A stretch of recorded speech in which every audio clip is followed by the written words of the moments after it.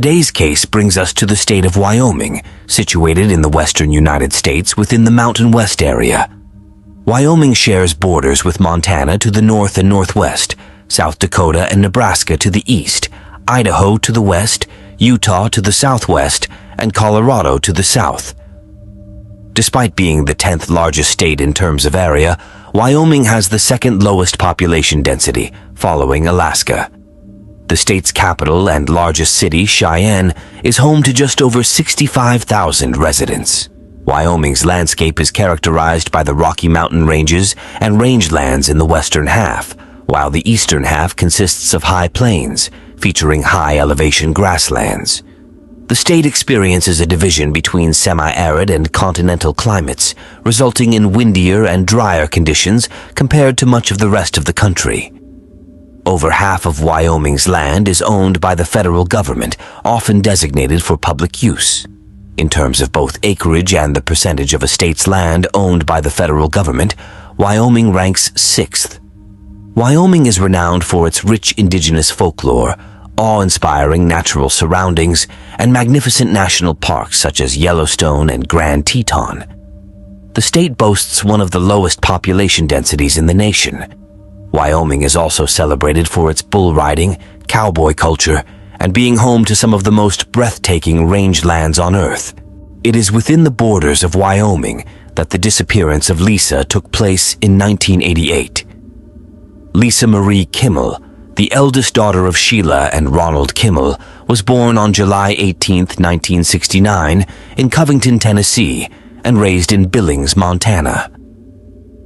After graduating from Billings Senior High School in 1987, Lisa accepted a position as a restaurant manager at an Arby's in Aurora, Colorado, a town near Denver. Sheila Kimmel, Lisa's mother, worked as a regional manager for the restaurant chain, and the two would commute weekly, covering approximately 555 miles between Billings and Denver. Lisa and her mother resided in separate apartments within a Denver apartment building during the week. However, they frequently traveled back to Billings to visit Lisa's father, Ronald, and her other sisters.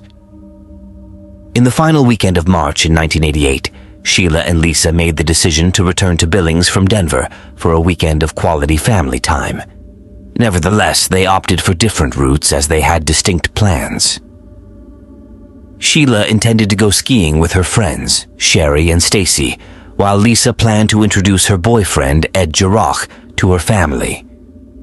Consequently, Lisa charted a course to Cody, Wyoming, to pick up Ed before heading to Billings, Montana. She chose to take the surface road instead of her usual highway route in order to reach Cody.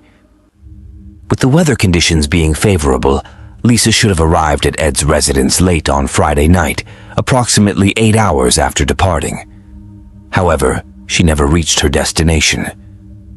The following morning, Ed took the initiative to contact the highway patrols multiple times. Subsequently, Wyoming Highway Patrol Officer Alan Lesko disclosed that he had pulled over Lisa for exceeding the speed limit on the night she disappeared. On March 25, 1988, Officer Lesko claimed to have been patrolling in a southbound direction when his radar detected a small vehicle traveling northward at a speed of 88 miles per hour. He swiftly turned his vehicle around and pursued the aforementioned vehicle. Eventually, near Orange Junction, the patrol officer successfully intercepted her. In his official statement, he described her as being well-groomed and possessing the qualities of a respectable daughter. Lisa confirmed her identity by signing the ticket. This interaction marked the last confirmed sighting of Lisa Marie Kimmel. As the week progressed without any communication from her daughter, Lisa's mother began to grow concerned. On March 27, 1988, as tensions escalated, Lisa's father, Ronald Kimmel, arranged for a private plane to search for any signs of the black Honda that Lisa was driving. There was a glimmer of hope that perhaps Lisa had taken a wrong turn and was lost in the vast Wyoming desert. Meanwhile, Sheila, Lisa's mother, tirelessly reached out to as many people as possible, seeking any information that could help bring their daughter back home. The Kimmel family went to great lengths to spread awareness about Lisa's disappearance, creating flyers with her photo and description, and even placing an article in the local newspaper offering a reward for any valuable leads. Initially, this was treated as a missing persons case, until a week later on April 2, 1988, when Greg Bradford, a mechanic, stumbled upon Lisa's partially unclothed body floating in the North Platte River in Casper. The sight was horrifying, and it reminded him of the reports he had heard about a missing girl from Montana. Double-checking, he realized with a heavy heart that it was indeed Lisa Marie Kimmel. The entire Kimmel family was devastated by the discovery of Lisa's body, as they had never anticipated such a tragic outcome. Despite their grief, they remained resolute in their pursuit of justice. The Wyoming Police Department spared no effort in investigating the circumstances surrounding Lisa's untimely death. Ed Jarrock, Lisa's boyfriend, confirmed that he had spoken to her on the phone around 4:30 p.m. on March 25, 1988, making him the last person to have contact with her. Lisa had mentioned her plan to reach Cody, Wyoming, to pick Ed up around midnight. Ed also revealed that Lisa's license plate had a personalized touch, displaying the name Lil Miss, a nickname given to her by her grandmother when she was a child. The police meticulously combed through the area where Lisa's body was found, leaving no stone unturned in their search for answers. Approximately a quarter of a mile away on an old highway bridge, authorities found blood that matched Lisa's blood type. The police concluded that the perpetrator likely resided in the area due to the bridge's remote location and infrequent use. Eyewitness accounts of suspicious activities, such as a car on the old government bridge and headlights flashing in the early hours of the morning, led the police to believe that Lisa's murder occurred on March 26th, approximately 5 hours after she was pulled over for speeding. However, the investigation became more challenging as conflicting information started pouring in. Numerous witnesses claimed to have seen Lisa's car, with some even reporting sightings of Lisa herself. Sheriff Ron Ketchum of the Natrona County Sheriff's Department mentioned that over 1,000 people, including police officers, reported seeing the car. There were even alleged sightings in Canada. One of the most credible sightings occurred about 10 hours after Lisa's supposed murder, when Donna Kirkpatrick, the wife of the county sheriff, claimed to have seen Lisa driving a vehicle in Buffalo, Wyoming. Donna described a black sports car with a Montana license plate reading Little Miss. She was convinced that the driver was a young girl, specifically Lisa. Another witness, Diana Houston, reported seeing Lisa in Casper, Wyoming, over 100 miles away from Buffalo, more than a day after the alleged murder. Diana noticed a car with an out-of-state license plate, specifically from Montana, on a Sunday afternoon. The reason for her noticing it was because she hailed from Montana. The license plate displayed Little Miss. Diana, who happened to pass by, observed a driver with blonde hair and a yellow sweater. Lisa was last seen at 9 on Friday night, and her disappearance was reported at 9 on Saturday.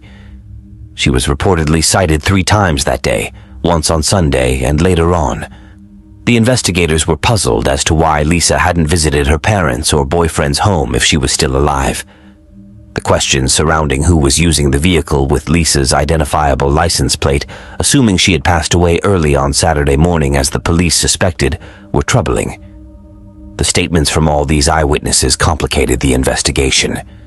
However, the autopsy provided crucial information to the police, shedding light on the events leading to Lisa's demise.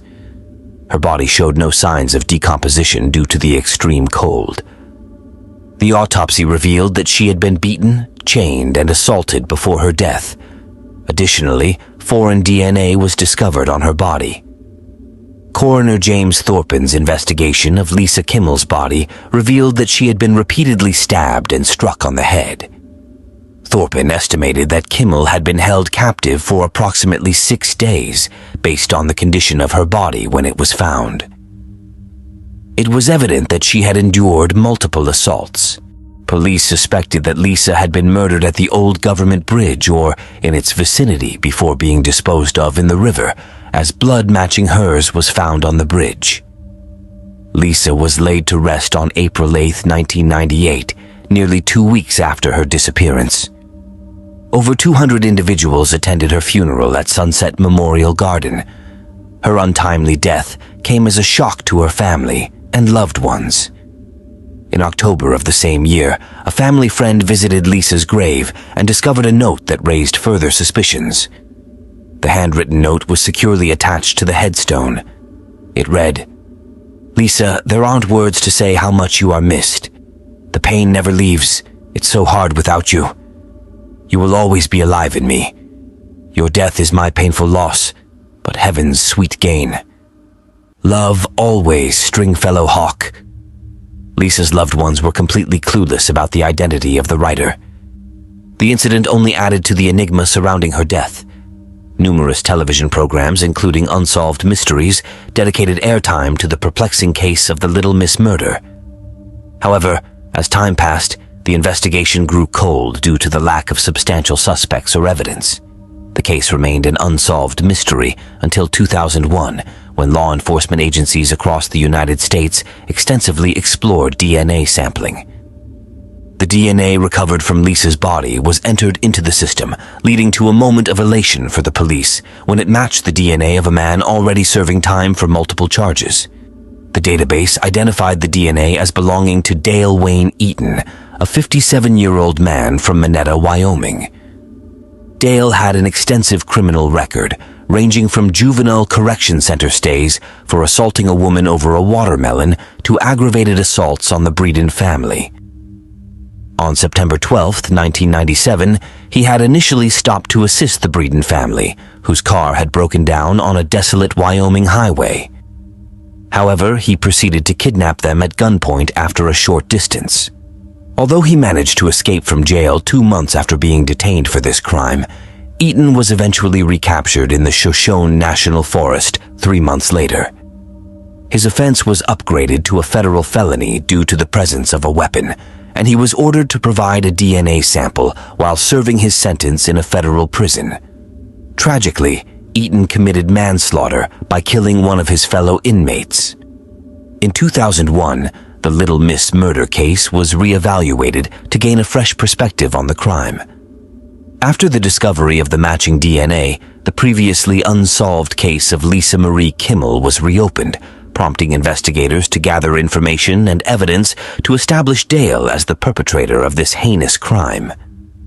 Neighbors of Eaton informed investigators that they had witnessed him digging a large trench on his property in Monetta, Wyoming, approximately 75 miles away from Casper.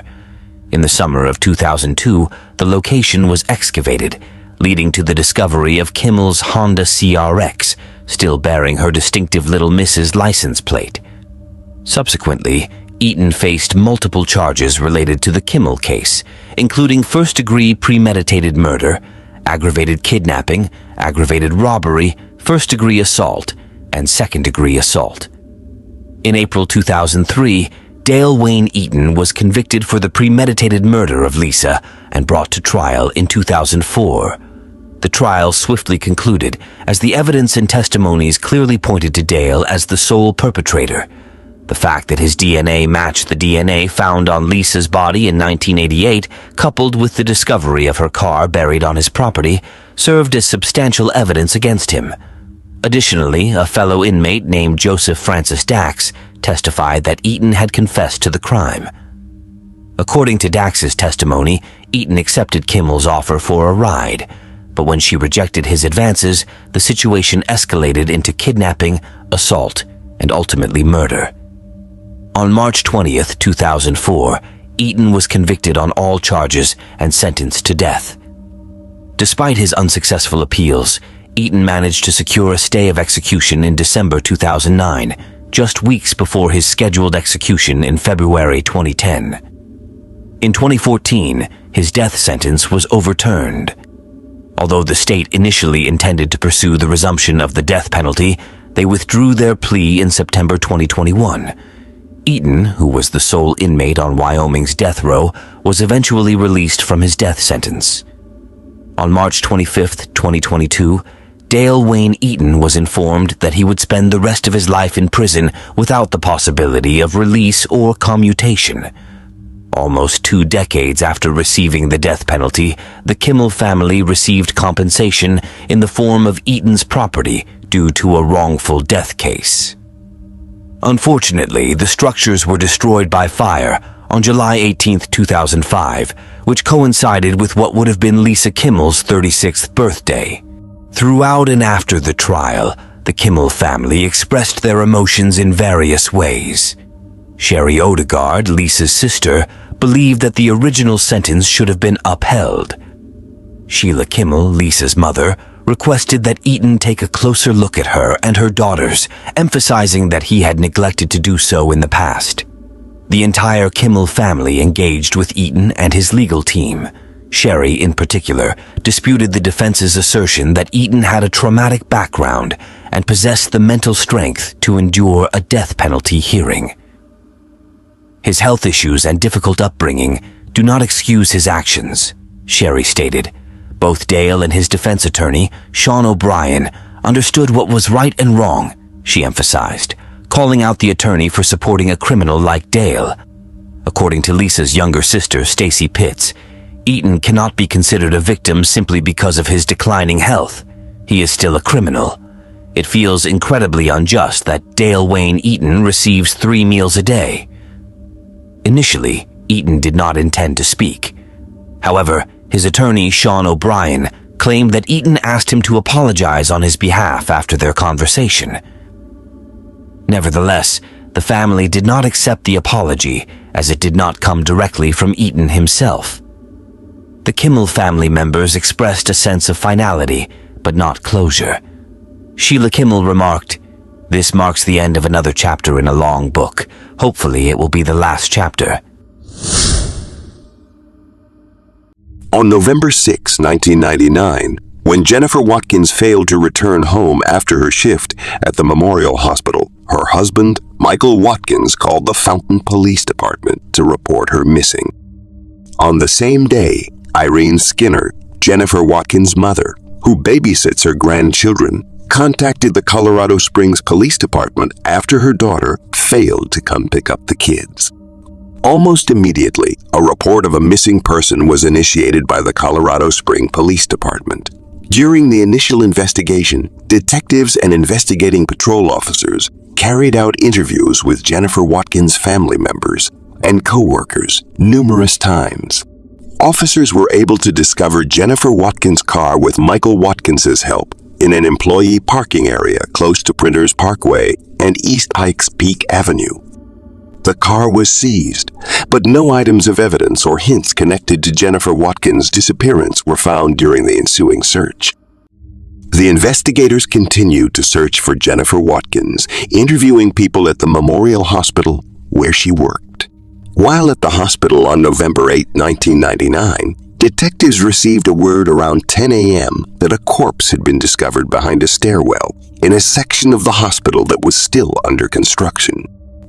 It appeared that 2 Dover elevator service workers entered the stairwell on the 8th level to examine and fix an elevator shaft that needed a repair. They perceived a very different and offensive smell as soon as they approached the stairwell area. When the elevator staff peered under the stairwell, they noticed what appeared to be the outline of a body bound with duct tape and covered in plastic. On request, the scene was immediately visited by investigators from the Colorado Springs Police Department Homicide Unit, Metro Crime Lab, and the El Paso County Coroner's Office. After the investigators removed the plastic, they found a deceased white female adult with brown hair. The victim was dressed in a purple blouse, black slacks, and a teal uniform smock. Her clothing was laid out in a way that suggested a sexual assault had taken place. Detectives questioned a number of workers and contractors at Memorial Hospital throughout the course of the investigation. No suspect was found despite looking into more potential suspect leads. The deceased adult female's autopsy was soon completed by the El Paso County Coroner's Office, and she turned out to be 23 years old Jennifer Watkins, who suddenly went missing a few days back. According to David Bowerman, The coroner for El Paso at the time, Jennifer had died of blunt force trauma to the head. Her death was determined to be a homicide. The question of who killed Jennifer Watkins bugged the police and her family for years.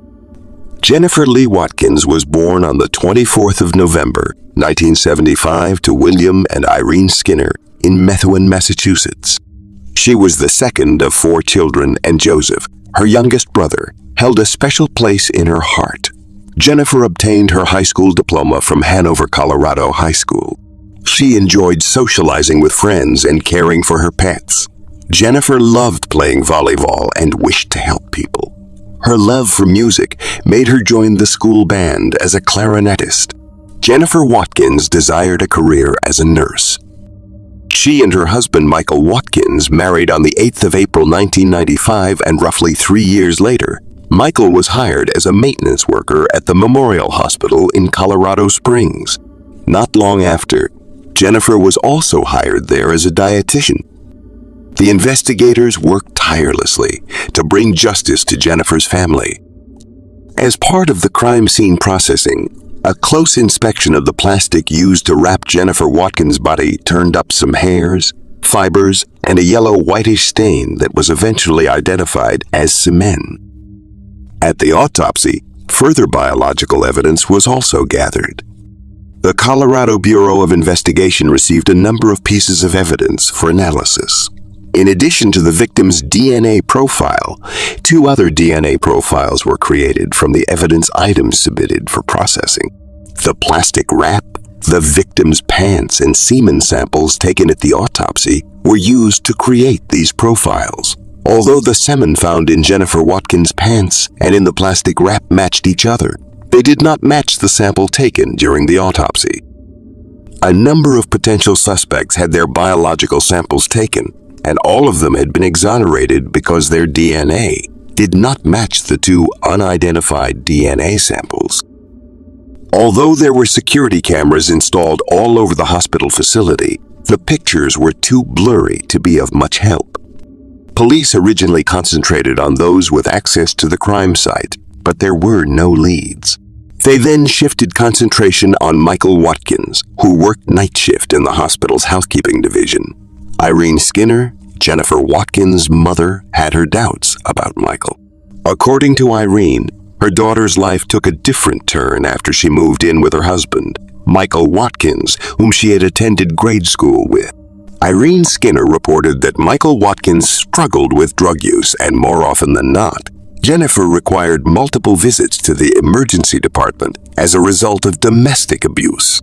Also, in addition to his volatile personality and tumultuous relationship with Jennifer, Michael Watkins had run-ins with the law in the past, which involved criminal mischief and a pellet gun incident.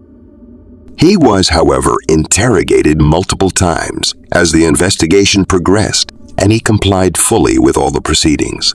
Michael admitted he had an affair with Jennifer since one of the DNA found on Jennifer Watkins' body came from him. He, however, denied killing her. After obtaining a warrant, they searched Michael Watkins' home and discovered a pair of pants that seemed to be covered in blood. An analysis of the object revealed that it was blood, but it was Michael's blood. The 2 DNA samples that were taken from the crime scene didn't provide any answers. Even if the one from Jennifer's body matched Michael's DNA, it didn't raise a red flag because Michael was married to Jennifer. The other DNA sample from the plastic was unknown. The police asked Michael Watkins to take a polygraph test, to which he consented and passed. Even though Michael was still a suspect, the detectives looked at other possibilities. They focused on a male hospital employee who mysteriously left town without warning or collecting his final salary immediately after the murder of Jennifer. During investigation, detectives soon discovered that the man was on probation for a murder in Louisiana, which he claimed was self-defense. When authorities located him, he rejected all accusations of involvement in Jennifer Watkins' murder and consented to provide a DNA sample. His DNA, however, didn't match the DNA discovered at the crime site where Jennifer was killed. Following a thorough investigation, no suspect was found, and the case eventually became cold. Numerous investigators have been trying to identify a suspect in Jennifer Watkins' case for the past 21 years, without success. Jennifer's case remained unresolved for a while. Over the years, technological advancements in familial DNA analysis occurred. Between 2017 and 2018, cold case investigators, with the help of Parabon Nanolabs, a Virginia-based DNA technology business, used DNA phenotyping to determine the physical characteristics and ancestry of the unidentified DNA evidence at the crime scene. The suspect traits was predicted using the DNA evidence found in Jennifer Watkins' pants. Parabon made an individual prediction of the suspect's ancestry, eye color, hair color, skin tone, freckling, and face shape. A snapshot composite was created by combining these physical characteristics to show what the suspect would have looked like at age 25 and with an average body mass index of 22. Due to the fact that age and body mass index cannot be established from DNA, these default values were utilized. In an effort to generate leads, this photos was subsequently released to the public. The findings showed that the murderer had fair skin, blue or green eyes, blonde or brown hair, and was around 25 years old when the crime occurred. However, investigators were able to focus on a person who police had actually interrogated in 1999 after using genetic genealogy to narrow down the suspect. The killer was Ricky Severt. According to a check of the original case report, Ricky Severt, who was 29 at the time of the murder, was questioned by investigators on November 19, 1999, as a part of the initial homicide investigation. He was employed by Memorial Hospital and was a member of the maintenance team. He started working there in April 1998. According to Ricky Severt's work schedule that he provided during his interview on November 5, 1999, the day Jennifer Watkins was last seen, he would have been working a swing shift. Additionally, he denied ever having met Jennifer Watkins when asked. Finally, the culprit has been identified, but sadly, further investigation revealed that on November 2, 2001, 2 years after Jennifer Watkins' murder, Ricky Severt was killed in a car accident on Highway 94, just east of Colorado Springs. The investigators, however, obtained DNA samples from the suspect's living relatives. According to the Colorado Bureau of Investigation, the proportion of the population that may be excluded as a contributor to the DNA gathered in this case is 99.99,994%. It means Ricky Severt cannot be excluded. The 4th Judicial District Attorney's Office received the Jennifer Watkins case on October 1, 2020, for examination. The District Attorney's Office is certain that Ricky Severt killed Jennifer Watkins. The investigation into the murder of Jennifer Watkins will be closed as exceptionally cleared or death of offender, because Ricky Severt had already died in a car accident in 2001. After all these years, we are grateful to finally give Jennifer Watkins' family the answers they deserve. No matter the length of time, we will always work to serve this community. And I am proud of all the cold case detectives throughout the last 21 years who have never stopped working. For Miss Watkins, not for one moment did they ever lose sight of what was most important, finding the truth for the Watkins family. And thank you to our partners. We would not have been able to solve this case without your time, skill, and dedication, said Colorado Springs Police Department Chief Vince Niski.